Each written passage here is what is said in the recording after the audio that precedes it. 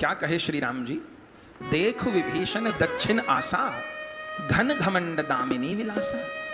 अरे विभीषण, जरा दक्षिण की तरफ तो देखो। विभीषण जी से क्यों कहे? क्योंकि विभीषण जी दक्षिण दिशा से ही आए हैं और उनको दक्षिण दिशा का ज्ञान है, इसलिए विभीषण जी को ही कहे। घन घमंड दामिनी विलासा, घन गरज रहे हैं, दामिनी दमक रही है, दामिनी का विलास हो रहा है, मधुर मधुर गरजई घन घोरा, और होई वृष्टि जनी उपल कठोरा, जैसे ओला गिर रहे हो। तो ये क्या है? विभीषण जी ने कहा, प्रभु न तो बादल गरज रहे हैं, न घन उमड़ रहे हैं, और न बिजली दमक रही है, तो क्या है? ये लंका के सबसे ऊंचे शिखर पे रावण की मनोरंजनशाला है, मौज मस्ती की जगह है उसकी। तो वहां पर वो अपनी पटरानी मंदोदरी के साथ में बैठता है जब उसका मन आता है, और फिर वो नाच गान देखता है, मौज मस्ती करता है। तो रावण के सिर पे जो मेघडंबर नाम का छत्र है, उसी से ये आपको काले काले बादल दिखाई दे रहे हैं। अच्छा, और मंदोदरी के कानों में जो ताटंक हैं, जो कुंडल हैं, वो हिल रहे हैं, मणियों के कुंडल।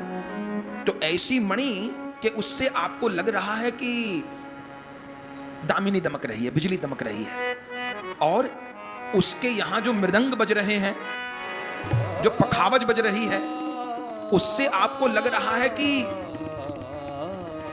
घन की घरघराहट है।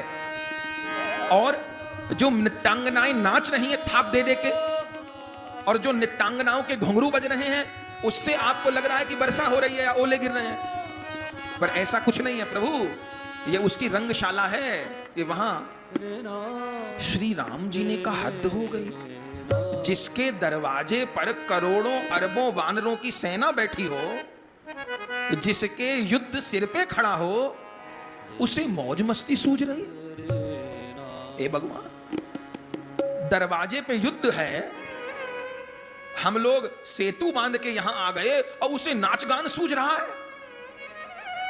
विभीषण जी कहे, प्रभु मैं आपको क्या बताऊं, मोहासक्त जीव की यही तो दशा है।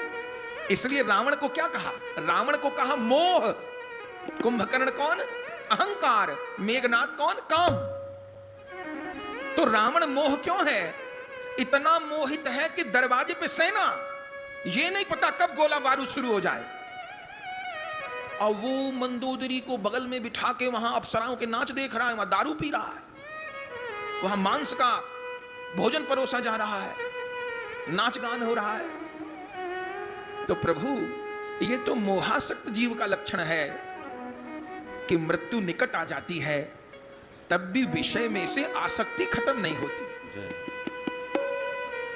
हम एक बार कहीं कथा कहने गए, उनके यहाँ भागवत जी थी, तो उनके जो दादा थे वो तो शरीर छोड़ चुके थे, दादी थी बूढ़ी।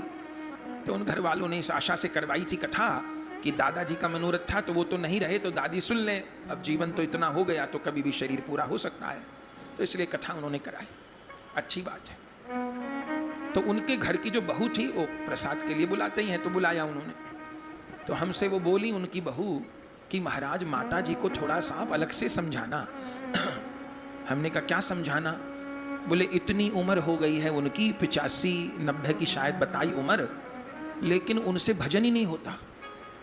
पूरे दिन कभी रसोई में झांकेंगी, कभी उसके कमरे में झांक, कभी उसके कमरे में झांक, हर चीज में बोलना उनको। अब पूरे घर को इन्होंने अशांत किया हुआ है। और फिर जो बात उन्होंने बताई, बोली हमने कहा कि उनको आप समझाया करो कि भाई अब जीवन तो बचा नहीं, कब अंतिम दिन आ जाए। तो वो बहू हमसे क्या बोली? बोली कहती हूँ महाराज जी। तो मेरे से क्या कहती है वो दादी अम्मा? अरे मर जाऊं तो मेरी उस अलमारी में मेरी महंगी महंगी साड़ियां रखी हैं, वो फेंक मत देना, वो एक उसको दे देना, एक उसको दे देना, बड़ी महंगी महंगी साड़ियां हैं। बड़े लोग थे वो। और क्या बोली कि देखो ये मेरे कान में हीरे के टॉप्स हैं, इनको उतार लेना जब मैं मर जाऊं तो, और ये कड़े भी हैं हाथ में, और तमाम चीजें गिनवा दी उन्होंने। तो ऐसा कर देना, उस चीज का वैसा कर देना। तो कहा तो हमने कुछ नहीं, क्योंकि 7 दिन भागवत सुन के ही उनको ज्ञान नहीं हुआ तो हम अलग से उनको कोई जादू मंत्र थोड़ी कर देते।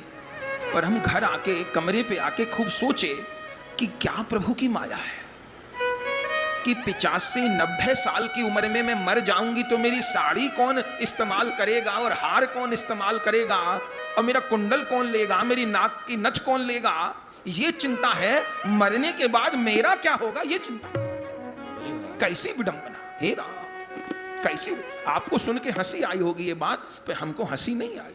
हमने कहा कैसी विडंबना है कि मरने के दिन नजदीक और मेरे कपड़े का क्या होगा और मेरी नाक की लौंग का क्या होगा, कंगन का। हे राम, माया तेरी बड़ी कठिन है राम। कबीर बाबा कहते हैं माया महाठगनी में जानी, ठगनी नहीं महाठगनी। मेरा मरने के बाद क्या होगा, मैं किस नरक में गिरूंगी, ये चिंता नहीं। अरे राम, हम तो उस समय भगवान की उस माया को प्रणाम किए, हे माया देवी मुझे बख्शना, इधर उधर मते न चली जाए। तो कैसी विडंबना है।